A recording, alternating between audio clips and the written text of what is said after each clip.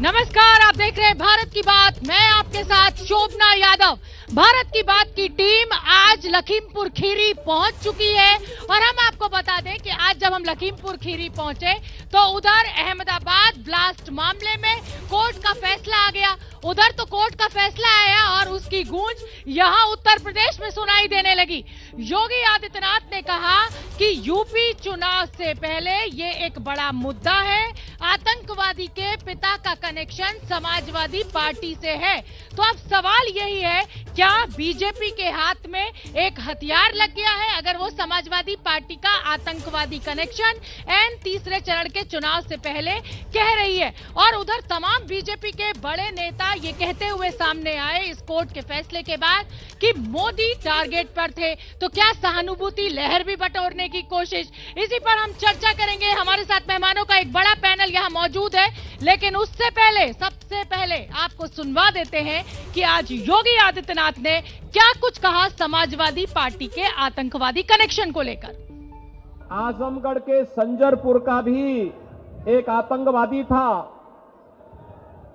और इससे भी गंभीर बात है, उस आतंकवादी को आज वहां की माननीय न्यायालय ने मृत्युदंड की सजा दी है।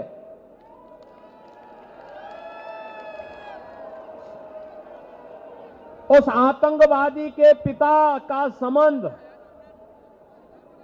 उसके परिवार का संबंध किससे है मालूम है?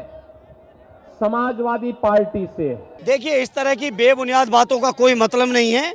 उत्तर प्रदेश की जनता, उत्तर प्रदेश का किसान अपने फसलों का बाजे मूल चाहता है, सुविधाएं चाहता है, नौजवान रोजगार चाहता है, शिक्षा चाहता है। आज इन मुद्दों पर चुनाव है। योगी जी में क्षमता है और भारतीय जनता पार्टी के नेताओं में क्षमता है, तो बताएं कि कितना रोजगार दिए, कितना किसानों की आमदनी बढ़ाए, कितना किसानों को सुविधाएं दिए, कितना गरीबों को राहत दिए। इस मामले में भारतीय जनता पार्टी शून्य है, इधर उधर की बातों में समय गुजारना चाहती है चुनाव का। तो क्या बीजेपी के हाथ एक बड़ा हथियार लग गया है? मैं मेहमानों से फटाफट आपका तारुफ करा देती हूँ। बीजेपी से हर्ष गुप्ता जी हमारे बीच है, जोरदार तालियां लखीमपुर। और रामपाल यादव जी समाजवादी पार्टी के जिला अध्यक्ष हमारे साथ मौजूद है।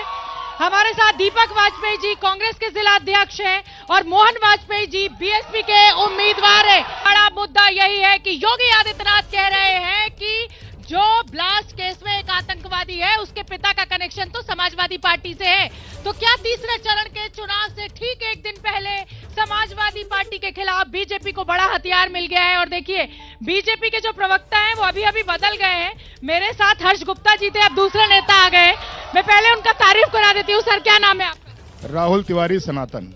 ठीक है, तो राहुल तिवारी जी, मेरा सवाल आपसे यह है कि योगी आदित्यनाथ कह रहे हैं कि भाई समाजवादी पार्टी का तो आतंकवादी के पिता से कनेक्शन है, तो क्या ये एन तीसरे चरण के चुनाव से पहले बड़ा हथियार आपको मिल गया है? और मोदी के नाम पर जो सहानुभूति लहर बटोरने की कोशिश बीजेपी की तरफ से की जा रही है? ऐसा है, समाजवादी पार्टी जब सत्ता में आई थी तो माननीय हाईकोर्ट में सबसे पहले उन्होंने आतंकवादियों के मुकदमे वापस लेने के लिए एक याचिका दायर की थी। तो इनका जो इतिहास है वो आतंकवादियों के समर्थन में सदैव रहा है और ये कोई नई बात नहीं। जितने भी आतंकवादी या दहशतगर्द पकड़े जाते हैं उनका सबका कनेक्शन इनसे है, चाहे वो कैराना के वो मास्टरमाइंड रहे हों, वो भी समाजवादी पार्टी के ही। ठीक है, ये कह रहे हैं रामपाल जी कि आपकी पार्टी का कनेक्शन हमेशा आतंकवादियों से रहता है, आतंकवादियों से मुकदमे वापस लेने के लिए भी आपने अपील की। योगी कह रहे हैं कि समाजवादी पार्टी का सीधा कनेक्शन, क्या नुकसान हो सकता है? भारतीय जनता पार्टी के नेता सीधा विपरीत बोलते हैं। 100 से अधिक आपराधिक प्रवृत्ति वाले लोगों को इन्होंने टिकट दिया है। वो तो आपने भी दिया है। नहीं, हमारी पार्टी में बहुत कम लोग हैं, इनके में तो पूरा शतक लगा दिए। मैं कम चोर, वो ज्यादा चोर, ये नहीं है। लेकिन हम बता दें आपको, इनके में अपराध, अभी हमारे यहाँ पंचायत चुनाव हो रहा था, महिला से चुनाव छीनने के लिए जो महिला प्रत्याशी और प्रस्तावक थी उनके वश तक उतारे गए। ठीक है, ये बड़ा आरोप आप हमेशा लगाते आए हुए हैं। दीपक जी, आप देख ही रहे हैं कि किस तरीके की सियासत चल रही है। कांग्रेस पर क्या आरोप, क्या प्रत्यारोप? आप तो कहीं लड़ाई में ही नहीं है। हमको लड़ाई में न बताने का परसेप्शन क्रिएट किया जा रहा है, जबकि हकीकत यह है पूरे 5 साल विपक्ष की भूमिका कांग्रेस पार्टी ने ही निभाई है पूरे देश भर में। ये तो सोनिया जी के ऊपर भी आरोप लगा, बाटला हाउस एनकाउंटर के बाद उनकी आंखों में आंसू आ गए। शोभना जी, थोड़ा मौका दे दीजिए, पूरी बात सुन लिया करिए। सोनिया जी की आंखों में आंसू मैंने तो नहीं देखे थे, लेकिन मैं इतना जरूर जानता हूं देश का सबसे पहला आतंकवादी नाथूराम गोडसे था और उसके बाद में आगे की। चलिए, बहुजन समाज पार्टी के प्रत्याशी भी मोहन वाजपेयी जी हमारे साथ हैं। आप देख ही रहे किस तरीके की सियासत चल रही है। बहुजन समाज पार्टी के लिए क्या उम्मीद? देखिए, सबसे पहले मैं ये कहना चाहता हूं, डिबेट हो रही है लखीमपुर की, तो लखीमपुर के मुद्दों पे बात हो। मीडिया का एक बहुत बड़ा रोल होता है हिंदू मुस्लिम कराने में जितनी मीडिया दोषी है उतनी। लखीमपुर मामले में तो आपकी बहन जी भी सामने नहीं आई, जिस समय किसानों को कुचल दिया गया। ये आरोप लग रहा है कि बहुजन समाज पार्टी तो बीजेपी की बी टीम है। बहुजन समाज पार्टी के माननीय नेता सतीश चंद्र मिश्रा जी वहां गए थे तिकोनिया में, हम सब लोग गए थे और हम लोग सबके यहाँ गए थे, क्योंकि मरने वाला व्यक्ति जब वो मरी गया तो वो किसी दल का नहीं रह गया, सबके यहाँ जाना चाहिए था, सबके यहाँ हम लोग गए। चलिए ठीक है, अब जनता के सवालों की बारी बहुत अहम हो जाती है। और लीजिए, सबसे पहले मैं आपके पास किससे आपका सवाल? मैं इन सभी दलों से पूछना चाहता हूं, जो ये फोकट फ्री की बातें करते मैनिफेस्टो में, ये कहां से लाएंगे पैसा, ये बताएं। मैं तो कहता हूं जो फोकट की बात करेगा देश की सत्यानाश पड़ेगा। और नेताओं, तुम शर्म करो, मुफ्त की बातें बंद करो। और यदि मुफ्तखोरी नहीं रुकी तो ये देश बिक जाएगा, मेहनत कश मर जाएगा। मेहनत कश मर जाएगा। ये जो मुफ्तखोरी की जो बात तमाम दलों के द्वारा की जा रही है, सवाल ले लेते हैं। किससे है सवाल? सवाल मेरा भाजपा के जो प्रवक्ता है, मैं उनसे पूछना चाहता हूं कि कह रहे थे कि समाजवादी में आतंकियों का मुकदमा वापस लिया। मैं इनसे सवाल करता हूं, मैं इसी विधानसभा का रहने वाला हूं कि मैं साइकिल के विचारधारा से जुड़ा हूं। इन्हीं का विधायक, अरे सवाल पूछिए ना सर। इन्हीं का विधायक मेरे पे मुकदमा लिखा रहा और अपने मुकदमे मुख्यमंत्री वापस ले रहा। सबसे बड़ा मुख्यमंत्री। मेरा सवाल बीजेपी वालों से है कि जो 69,000 वैकेंसी आई थी शिक्षक भर्ती वाली, उसमें जो आरक्षण घोटाला हुआ उसके बाद में नए लोगों को शामिल कर लिया गया, तो किस बेस पे शामिल? ठीक है, एक तो शिक्षक भर्ती घोटाले की बात हो रही है, दूसरी तरफ मुफ्त की राजनीति की भी बात हो रही है, क्या जवाब? शिक्षक भर्ती में कोई घोटाला नहीं हुआ है। योगी जी की पहली सरकार है जिसने 4,60,000 ऑन रिकॉर्ड नौकरियां दी हैं और बिना अटैची के, बिना जाति देखे नौकरियां दी गई हैं। यहां पर बैठे हुए लोग भले ईमानदारी से ना कहें, लेकिन आपका कोई भी परिचित होगा, आप पूछिएगा, बिना पैसा दिए सरकारी नौकरी में। ठीक है, 300 यूनिट बिजली फ्री की राजनीति, देश का होगा सत्यानाश, ये आरोप। सबसे महंगी बिजली हिंदुस्तान में अगर कहीं है तो उत्तर प्रदेश में सबसे महंगी बिजली है। इसीलिए माननीय अखिलेश यादव जी ने कहा है हम घरेलू बिजली जो 300 यूनिट तक खर्च करेंगे उसको माफ करने का काम करेंगे। ठीक है, जनता के सवाल लीजिए, ये बैठे हुए हैं सवाल। मेरा प्रश्न है भाजपा से, जैसा कि अभी राहुल सनातन जी बोल रहे थे कि आतंकवादी, राष्ट्रद्रोही, हमारा इनसे प्रश्न है कि लखीमपुर में अपनी पार्टी द्वारा कराए गए 5 मुख्य विकास के कार्य बताएं। ठीक है, 5 मुख्य। मैडम, मेरा ये कहना है। किससे सवाल है आपका? मेरा भाजपा के जो प्रवक्ता हैं उनसे सवाल है कि क्या किसी जनता को किसी दूसरे की मीटिंग में जाने का अधिकार नहीं है? इनकी मीटिंग में जो नहीं जाता है उसको इनके सदर विधायक गाली देके बात करते हैं।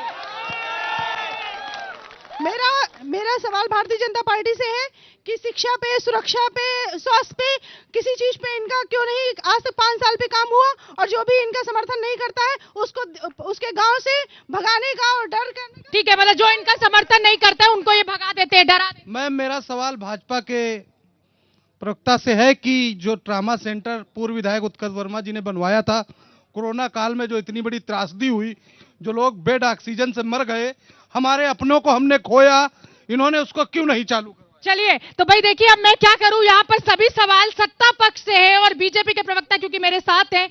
दीजिए अपने 5 विकास के काम बताइए, और जो आपकी सभा में शामिल नहीं होता है या जो आपसे सहमत नहीं होता है उसको भगा देते हैं। जी, ऐसा कोई भी आरोप जो है वो मिथ्या है। कोई ऐसा ऑडियो वीडियो जो है, एक मिनट ये ऑडियो वीडियो दिखा रहे हैं, फोन में लोग दिखा रहे हैं, सुनिए, वो फेक हैं, उनकी सत्यता की जांच होगी, उसके बाद ही उसके बारे में कुछ कहा जा सकता है। चुनाव के समय चुप हो जाइए, अभी जवाब सुन लीजिए। चुनाव के समय बहुत ही फेक ऑडियो वीडियो जो ये कट पेस्ट करके बनाए जाते हैं, इसलिए इस पर तो मैं कोई बात नहीं कहूंगा।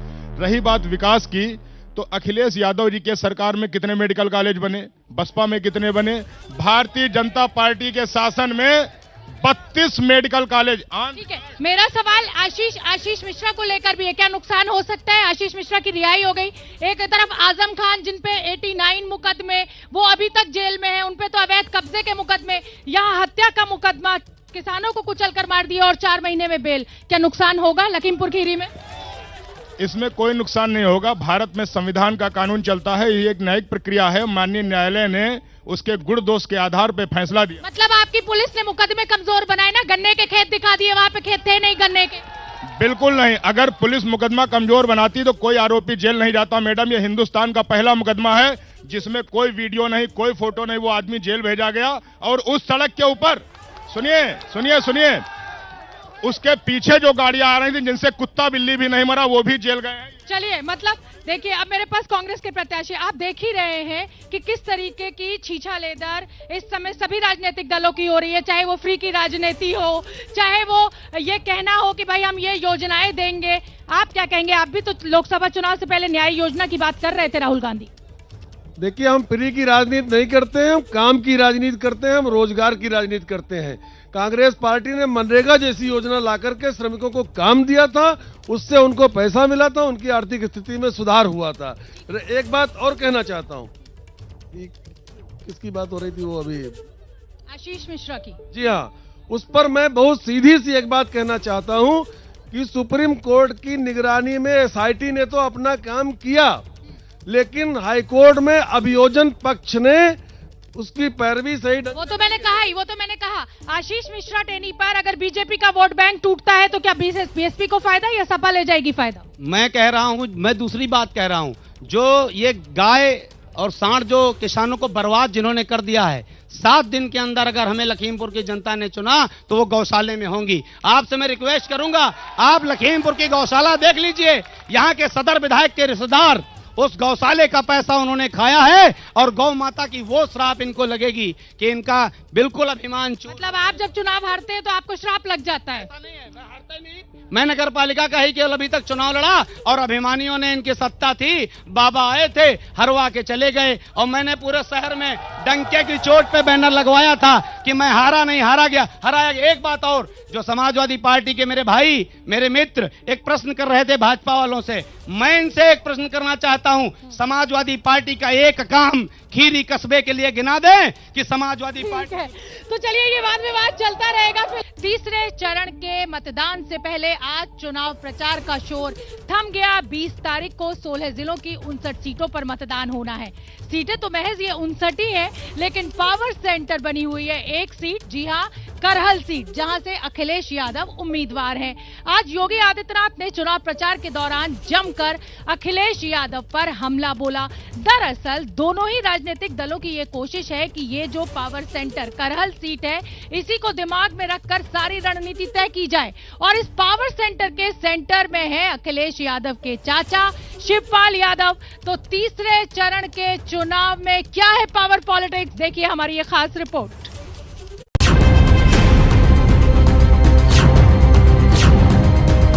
बुलडोजर को मरम्मत करने के लिए भेज दिया हो। 10 मार्च के बाद जब ये फिर से चलना प्रारंभ होगा, इससे बढ़िया झूठ कोई नहीं बोल सकता जो भारतीय जनता पार्टी के लोग झूठ बोलते हैं। प्रोफेसर एसपी सिंह बघेल ने करहल में आकर के यहाँ के विकास को एक नई गति देने का संकल्प जो लिया है, आज समाजवादी पार्टी की चूलें उससे ही हिल गई हैं। कौन खिसियाता है जो हारने लगता है?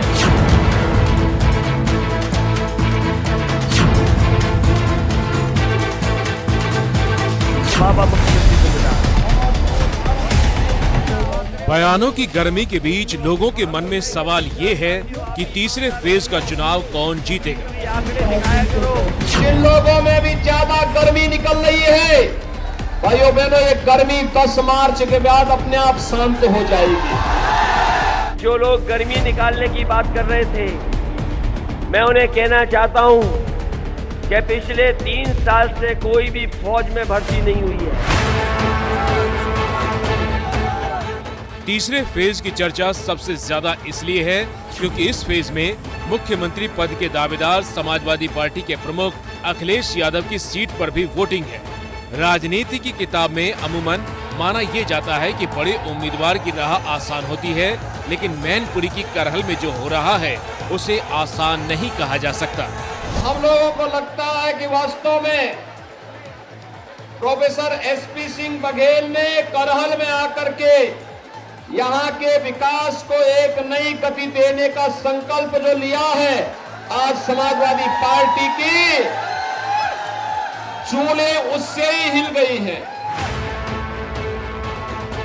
यूपी के सीएम योगी आदित्यनाथ प्रचार के आखिरी दिन करहल में थे और यहां उन्होंने समाजवादी पार्टी की दुखती रग पर हाथ रखकर बीजेपी उम्मीदवार को जिताने की अपील की।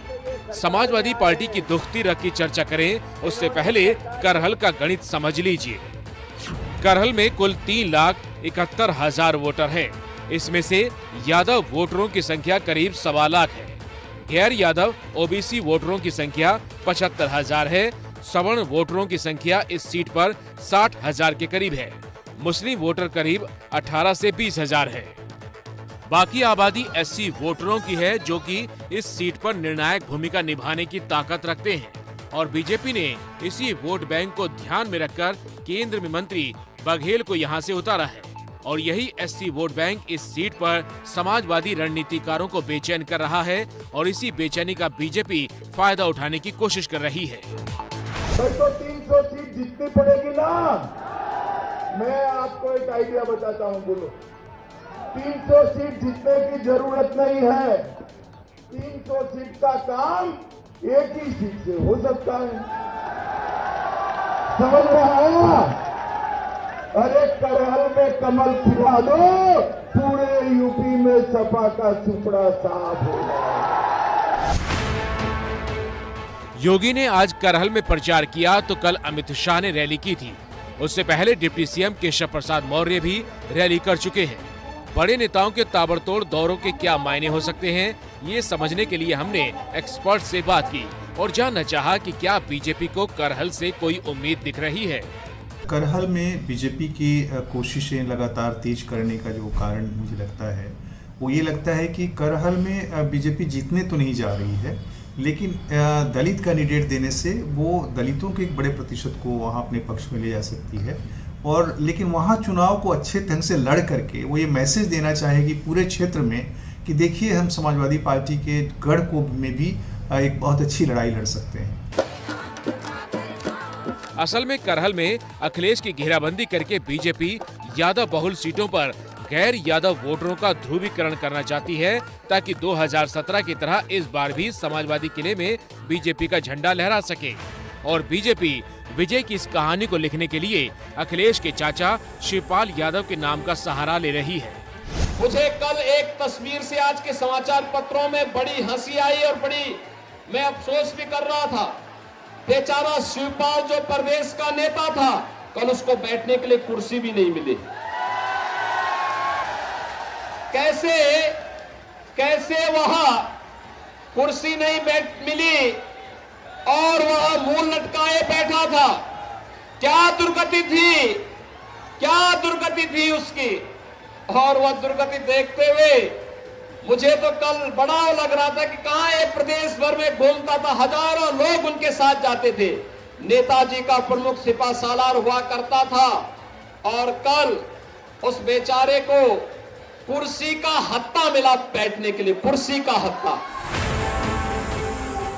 शिवपाल का जिक्र बीजेपी के नेताओं के मुंह से इसलिए हो रहा है क्योंकि यादव बहुल इस इलाके में शिवपाल ताकतवर माने जाते हैं।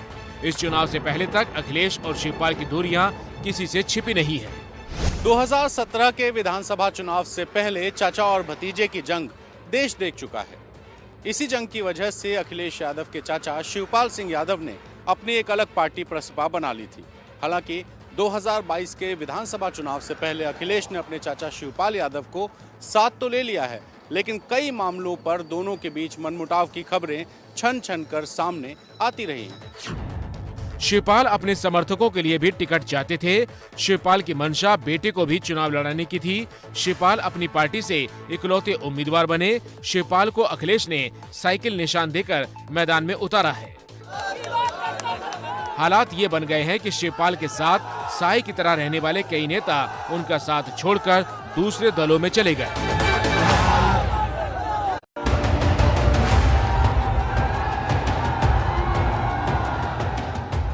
और यहीं से इस बात की हवा उड़ने लगी कि करहल की लड़ाई आसान नहीं है। बीजेपी के नेताओं ने अपने बयानों से समाजवादी पार्टी के रणनीतिकारों को सोचने और रणनीति बदलने पर मजबूर कर दिया। तस्वीर को इसी बदली हुई रणनीति के तहत समाजवादी पार्टी के संरक्षक मुलायम सिंह यादव करहल में वोट मांगने पहुंचे। तो लाखों लोग आए हैं, उम्मीद के साथ आए हैं, तो इनकी उम्मीदों को अगर कोई पूरा करेगा, समाजवादी पार्टी करेगी।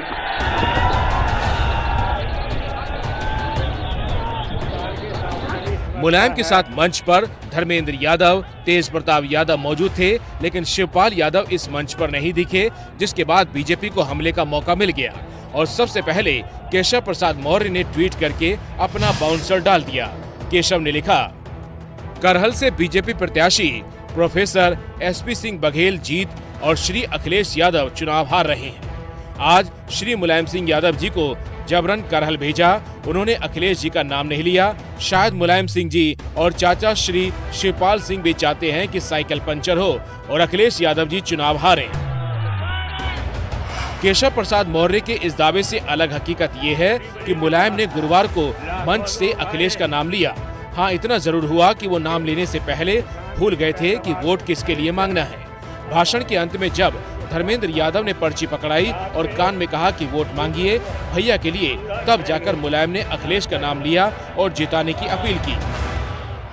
चाहता हूं कि आपके उम्मीदों को पूरा करेंगे। यहाँ तक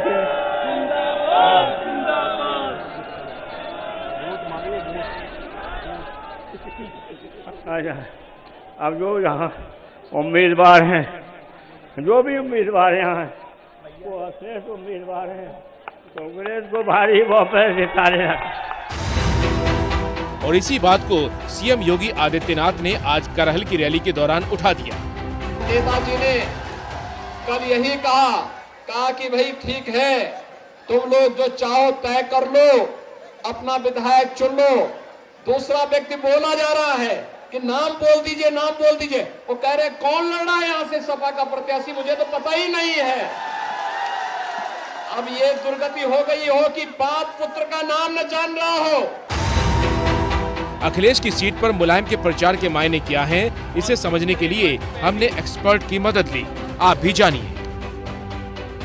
तो इसके माध्यम से समाजवादी पार्टी कोई भी सस्पिशन नहीं रहने देना चाहती है कि मुलायम अखिलेश के साथ है। और इसका जो दूसरा मायना ये हो सकता है कि जो भी असंतोष के जो थोड़े बहुत भी लेयर्स बचे हुए हैं, जो शिवपाल जी के पार्टी के लोगों को टिकट नहीं मिलने से एक असंतोष की बातें मीडिया में आ रही थी, वो सब भी खत्म हो जाएंगी। जहां तक शिवपाल यादव का सवाल है, तो सियासत के बाजार का मोड़ भांपते हुए समाजवादी पार्टी ने गुरुवार की शाम को इटावा में अखिलेश के रथ पर शिवपाल को सवार करवाया। रथ में मुलायम, अखिलेश और शिवपाल तीनों एक साथ दिखे।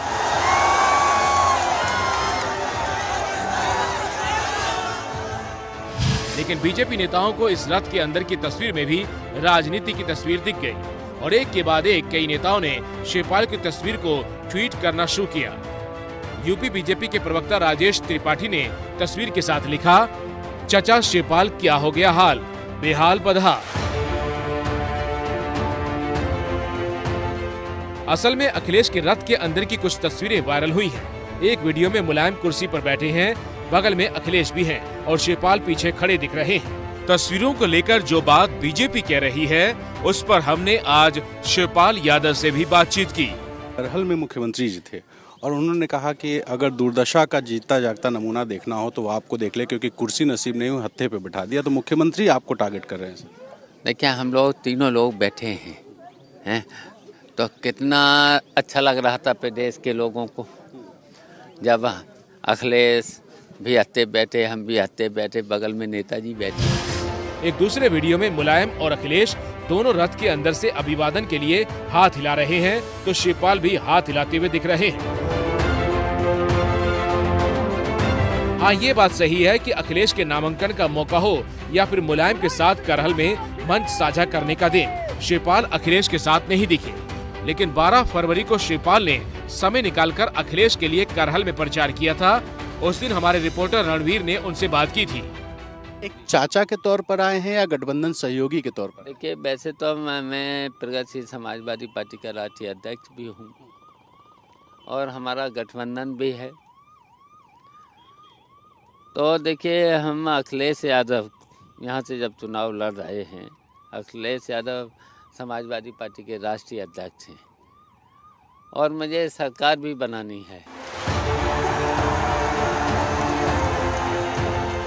करहल सीट पर उम्र के हिसाब से वोटरों का गणित समझ लीजिए, तब आपको शिवपाल की ताकत का असली अंदाजा लगेगा। 60 साल से ज्यादा उम्र के वोटरों की संख्या 20% है। 50 से 60 साल तक के उम्र के वोटरों की संख्या भी 20% है और इस उम्र के वोटरों में शिवपाल यादव की पकड़ मानी जाती है। अब अगर वाकई में शिवपाल कोई फैक्टर है तो फिर जीत हार के गणित का गुणा भाग आप अपने हिसाब से लगा लीजिए। और यादव वोटरों वाली सीट सिर्फ करहल नहीं है, आसपास की करीब 25 सीटें हैं जिस पर यादव मजबूत हैं और इन सीटों पर 20 फरवरी को वोटिंग होगी।